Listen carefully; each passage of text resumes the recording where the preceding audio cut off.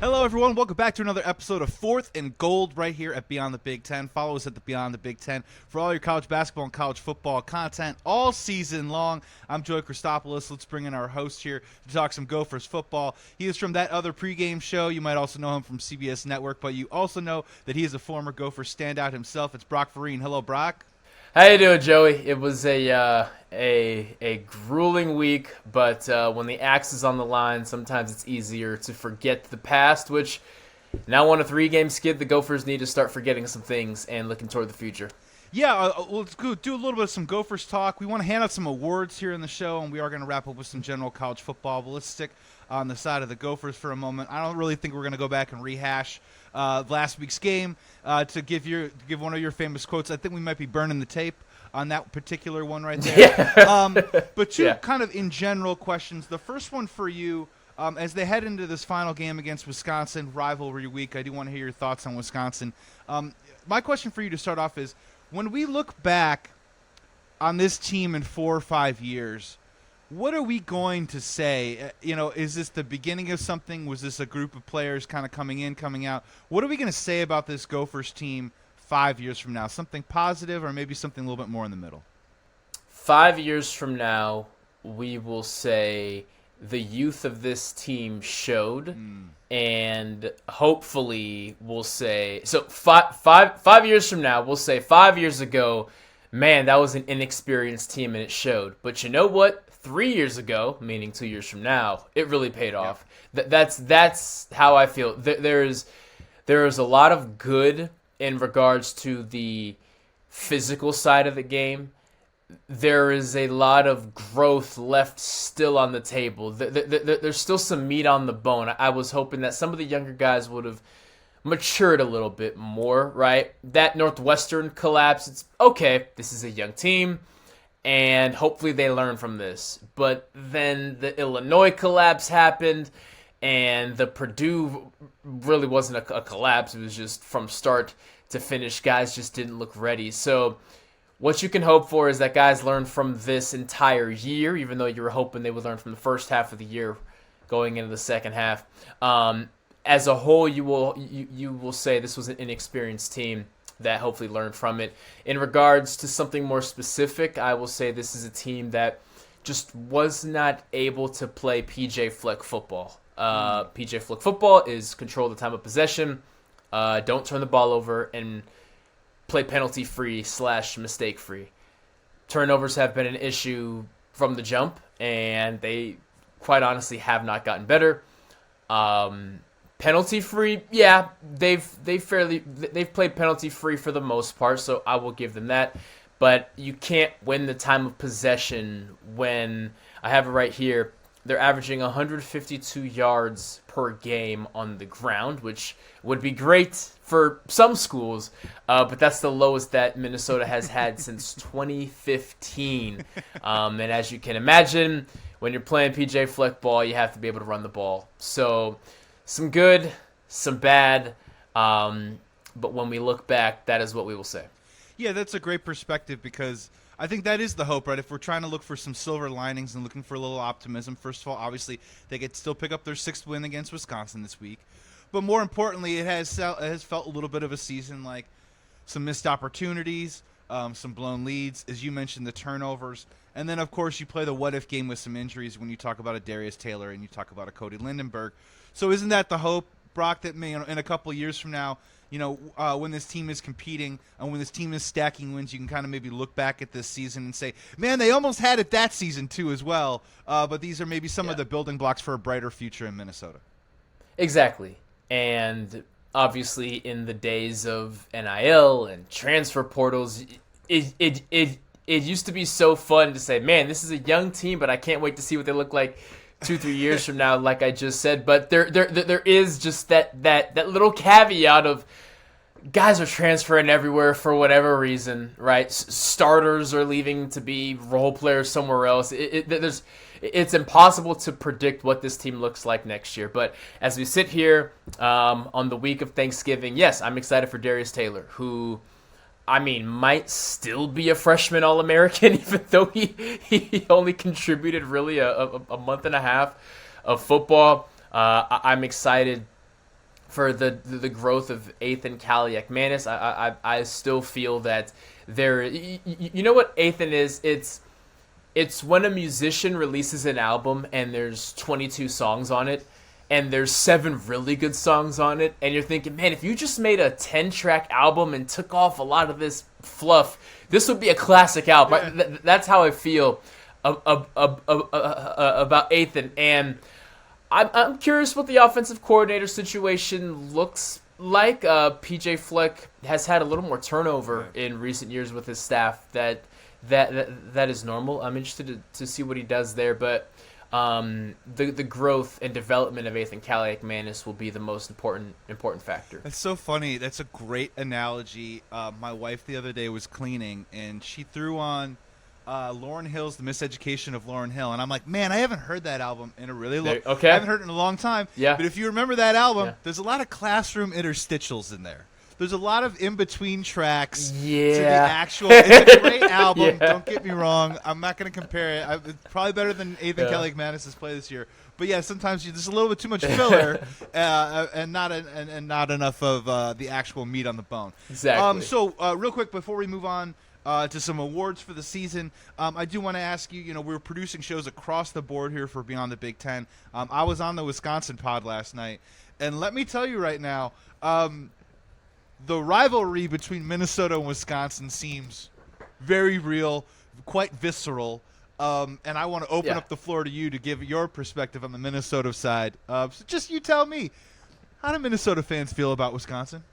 So it's so funny because as a California kid coming to Minnesota, I knew the Big Ten. That's why I went to Minnesota. I wanted to play in the Big Ten. I'm not up to speed on all the rivalries, right? So I committed there knowing that Minnesota had so many trophy games. I knew the trophy games with Penn State, with Michigan, and of course with Iowa and Wisconsin. Wisconsin was the one I knew the least about, funny enough. And so you go into your first Wisconsin game, and I knew it was a big rivalry, of course. The acts and the coaches hype you up, and you hear the seniors and the juniors talk about it and how crazy the environment is. But what you realize is when you start going to school there is how many Minnesota kids go to school in Wisconsin and how many Wisconsin kids go to school in Minnesota. So what happens is during rivalry week, on Wisconsin's campus, there's a bunch of Minnesota sweatshirts, and there's a bunch of Minnesota supporters. And on our campus, there's a bunch of Wisconsin kids, and they still root for Wisconsin. They just, from an education standpoint, needed to study something that maybe Minnesota specialized in, or vice versa. So what makes it different is, like, if you wore maroon on Texas's campus during the Red River, you're getting kicked out of school, right? You're not allowed to wear red on Michigan's campus during that, right? But why Minnesota, Wisconsin is so different is because so much of the population of one goes to the other, and so you are reminded in class. You're reminded when you're walking to McDonald's. You're reminded, of course, on the practice field. So that's what makes it unique. And as an outsider, third party perspective, it was a unique way to be introduced to how unique the rivalry is. This feels like a blood game, and the most interesting part about it is that I think both teams have definitely felt a little bit of their season slip through their fingers a little bit. You got Wisconsin at 6-5; they are going to secure a winning season. I think they're going on 18 years, or they're going on a bowl game for over 20+ years. Minnesota's trying to get to that 6th win right now. From my outside perspective, it sort of feels like whoever's going to run the ball better is going to come out with a victory in this game. Is there anything else, and do you think Minnesota has a chance to win this game? Well, it's important to note, like most rivalry games with Minnesota, and like we saw earlier against Iowa, a lot of Minnesota rivalry games are the team who is supposed to win loses. That's just how it works. Yeah. Last year, Minnesota beats Wisconsin in Wisconsin. Actually, Minnesota's won this game 2 years in a row. But the 2019 year, where if Minnesota beats Wisconsin, they go to the Big Ten Championship. That was the 11-win Minnesota team, and Wisconsin beats them in a snowy game that Wisconsin has no business winning. It's truly a blank slate, throw out the record game. Can Minnesota win? Absolutely. I feel that PJ is going to motivate them, saying, hey, I know this year hasn't gone the way that we thought it would. I know that we are just a couple plays away from being in the Big Ten championship. That's not the case right now. But if we can finish this year going to a bowl game, albeit not a January 1st bowl game that some guys are kind of hoping for to make it back to, and albeit not going to the Big Ten championship, if you can finish this year with the pig and the axe, I'm not going to say all is forgiven, but you got a little pep in your step going into spring ball. So there is a lot riding on this game. PJ Fleck knows it. The players know it. I'm really curious the last time that the pig and the axe were both at the Minnesota facility at the same time. I'm kind of scared to look it up because I know I never had both. So, yeah, and look, when we talked about our first question, what are we going to look back on this team in 5 years? I think if Minnesota goes in and gets the axe this weekend, I think they have that for the rest of their lives. These players can always say that they brought the axe back into the trophy case, and I think that's something when we talk about legacy with players and their connection to Minnesota, that's important. They got plenty to play for in this one. They got a bowl game. They got the Axe. They got 500. They got Wisconsin. It's rivalry week. There is plenty to play for, and we'll be back to cover it all next week. But first, season's almost over, Brock, so I want to transition over, and I want to ask you a little bit, let's hand out some awards here a little bit. There are some players that shine, some players that were able to show up and perform on a week-to-week basis for this Gophers team. Let's start with the first one. I want to hear, who is your breakout candidate? What player kind of surprised you from the beginning of training camp to the end of the year that showed up, and earns your breakout candidate nod? We're going to go with linebacker Maverick Baranowski, the freshman linebacker who was thrown into the fire. As a rehash, Cody Lindenberg, who was a star player for this defense, pulled the hamstring during training camp, which thrust Maverick Baranowski into the starting lineup. And he performed out of this world. He was on the travel squad last year. I don't believe he entered any game. He's a redshirt freshman this year, so if he did enter a game, it wasn't much. And all of a sudden, you blink and you're the starting linebacker on a team with a lot of banged up people. He performed great. He was phenomenal. They asked him to do a ton in stopping the run, of course. In pass coverage as well, because Ryan Seelig was much more of a run stopper than a cover guy.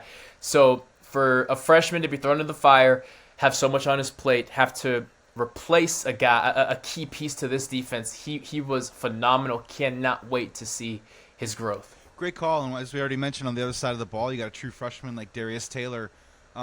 These are young foundation pieces that are hopefully going to be a part of the next great Gophers run in the years to come. Who is your MVP? Who is the guy week in and week out? I don't know if he was the best player on the field week in and week out, but over the course of the season, who is your MVP for the Gophers? Going with Daniel Jackson, wide receiver. Right? Yes. It's a no-brainer to me. What got overshadowed by Tyler Nubin's 2-interception game against Nebraska a little bit was the incredible performance by Daniel Jackson. And then after that, Minnesota was really the emergence of Darius Taylor, who was able to run the ball 40 times a game, 30-something times a game, whatever it was. And he kind of took over for that first quarter of the season. And despite the struggles of Athan, despite the inconsistencies of this offense, Daniel Jackson has been phenomenal. 48 receptions, over 700 yards receiving, 7 touchdowns, 14.8 yards of reception, and you do have to take it with a grain of salt because PJ Fleck wants to run the football, and like I just mentioned, the inconsistencies of this offense. Daniel Jackson, a senior, I struggle to know who's coming back and who's leaving anymore because of the COVID year. I'm pretty sure he has to leave. I don't know anymore, but I will say if he does leave, he has firmly worked his way into NFL conversations, and that was not the case at the start of the year. Huge credit to him. Brock, that was my pick too as well. I'm just a huge fan of players that when you see a season that might be a little up and down, when you see injuries that no one can predict and no one can prevent from some of your best players on both sides of the ball, Daniel Jackson was a guy week in and week out, right, that showed up and produced. Even when Calic Manis wasn't having his best game, even when you're going from Taylor to Zach Evans to Jordan Newman, you know what I mean? Every single week, Daniel Jackson was making plays, and I think those 7 touchdowns, too, as well, speaks a lot to the guy in the big-time, big moments making stuff happen and making it. You know, for a guy who's played on a lot of teams before, I mean, that he's the rock, right? He's kind of the rock of the offense, you know? He is. And I would compare it to sorry, we have to throw some NFL guys under the bus right now. If you watch Devontae Adams in a troubling quarterback situation right now for the Raiders, it's the body language. It's the slam in the helmet. It's I'm wide open and Aiden O'Connell missed me or Jimmy G missed me deep, and it's the throw in the hands and it's all that. Stephon Diggs, technically a Big Ten guy. I don't think they were in the Big Ten by the time he left. I forget. But when he's struggling and Josh Allen isn't really in sync, I know they just had a major win against the Jets last night, but before that, it was pretty ugly. And body language, it's the shoulders, it's the throwing the hands, it's the screaming on the sideline. Daniel Jackson never complained, man. Never complained. He showed up, and if the game plan was Darius Taylor or Jordan Newman are going to run the ball 40 times, he never complained. Hey, those 3 opportunities I get, I'm going to turn one of them into a touchdown. Right? That's what his legacy will be on this season. Is a lot of receivers with his talent would have said, "Screw this. I'm sitting out the year keeping my red shirt. I'm transferring to Texas Tech, who throws the ball 100 times a game, and I'm going to get mine." He never complained. Even when moments came that he probably had a right to, and that is what will impress me more than the 700 yards and 7 touchdowns. We're going to get you out of here on this, Brock, right here on 4th and Gold, right here beyond the Big Ten. All right, Brock Vereen, this is it, man. The world is about to stop in about 4 or 5 days for 3 hours. Yeah, it is. And we're all with bated breath awaiting the arrival of Ohio State, Michigan, the game. So, Brock Vereen, plant your flag. Who do you got in this game? Who's going to win? Not only do I have Ohio State, this is how it's going to go. So, Ohio State is a slow-starting team, but that's fine. The only reason it's an issue is because we're used to them scoring 40 points a game in every other year under Ryan Day, right? So, the thing about Ohio State, if you are not up by at least 13 points at halftime, they're coming back strong. TreVeyon Henderson in the second half, he just gets stronger as the game goes on. Kyle McCord is a guy who, when he takes the snap, if it's the picture he was expecting based on his pre-snap read, he's going to be fine. If it's not, things don't go well. But nobody, and Joey, I mean nobody makes better halftime adjustments than Ryan Day and Brian Hartline. They could teach a masterclass on halftime adjustments. The second half for Kyle McCord, he comes alive because they make adjustments. They reconfigure the picture that he's now expecting to see. And now once he knows, okay, coach told me that I thought that was going to be cover 2, but when he's there, it's actually 4. I thought that was going to be man, but actually, they make so many adjustments. Michigan will be up at half, but Michigan is not proven to be capable of scoring a lot of points. So I see a close game at half, and if Michigan is not up by at least 13 points, Ohio State comes back in the second half to win the game. Give me TreVeyon Henderson. Give me 150 total yards. He's been catching them a lot of the backfield. Give me Marvin Harrison Jr. 2 second-half touchdowns. Wow. Man, oh man, what I mean, I love this prediction for Ohio State. You got Igbuka back. Really excited to see J.J. McCarthy against this Ohio State defense. When we're talking about NFL draft prospects and high ceiling, I think this is the matchup you want to really look at to drill in and see, is this guy a part of the class that's maybe going in that first round, or is he maybe a guy that's maybe a day 2 kind of guy? Love that you said that. Yeah, I mean, it's really going to come down to that, in my personal opinion. And the next part that I have to ask you is that, I mean, obviously we saw an interesting change-up in the CFP. Washington's now in 4. Florida State falls to 5.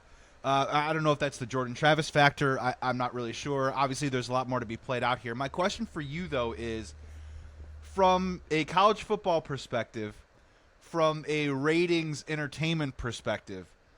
If Michigan loses, is it more beneficial for the college football to launch Michigan into space and out of the CFP, so we don't have to deal with it, or are they going to be seduced by the eyeballs of Harbaugh coming back to coach in the CFP? That's such a good question.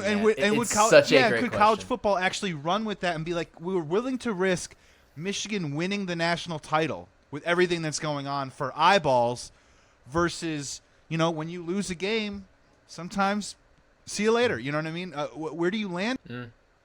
So I'll approach it two ways because you bringing up the media aspect makes it so fun. So first, though, from a practicality standpoint, if Ohio State loses but it's a close game, if things fall their way, they can still get in because they've played a hard enough schedule. If Michigan loses, it's over because the only other significant win they have is Penn State, and a lot of people are side-eyeing Penn State about how good are you really, right?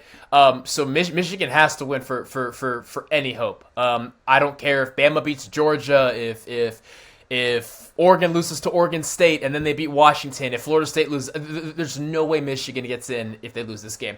Now, all that's out the way, I've found personally, and I'm willing to hear arguments to the contrary, that the villain arc only really works at the professional level.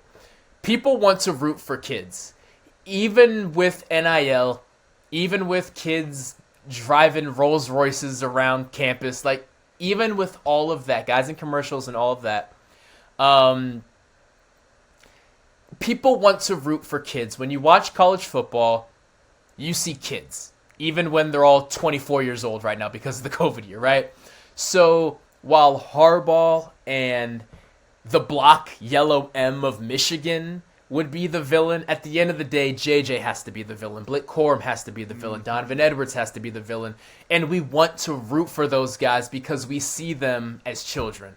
So as alluring as it would be for them to put Michigan in, I see, from a media standpoint, if I was the owner of who has the championship game, ESPN or whoever, I wouldn't want Michigan because people want to root for kids. I completely agree. And I think it's the short term versus the long term, right? Where short term, you're like, oh, we're going to get this great rating with Harbaugh. The long term is obviously you have we don't know if further sanctions are coming down, but what if there were? What if they won the national championship and then you had to strip that away?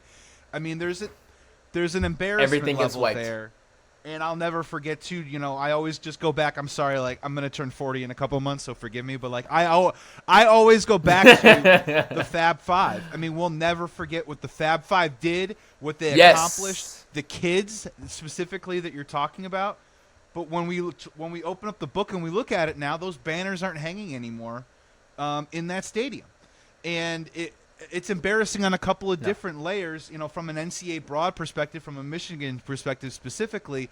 But it's just an uncomfortable way to look back at the legacy of college basketball, college sports, and specifically in college football in this scenario. I kind of think they're rooting for Ohio State in this one. And Joey, that's what I would want to say. Absolutely. Because, Joey, the worst possible thing that could happen is if Michigan beats Ohio State, goes to the playoff, beats Washington, and then beats Georgia. That's the worst thing that could happen from a media standpoint, because the very next day, you know what everybody's saying? Yep. This championship doesn't matter. You think Ohio State's going to not acknowledge? And you know what I'm saying? Like, right? Exactly. The entire landscape of media discusses how this championship doesn't matter. Now, all that ad revenue on those post-championship conversations mean nothing. Nobody's tuning in. Everybody's tossing it out. The only people rooting for Michigan are Michigan, and it truly is not in the way that they're portraying it, but it truly is Michigan versus the world right now. And look, all eyes are going to be on it. I think it's going to be a great game. I'm with you. I'm leaning Ohio State on this one. I think Kyle McCord's looked pretty good the last couple of weeks. As you already mentioned, Henderson's really come on. He's looked pretty awesome.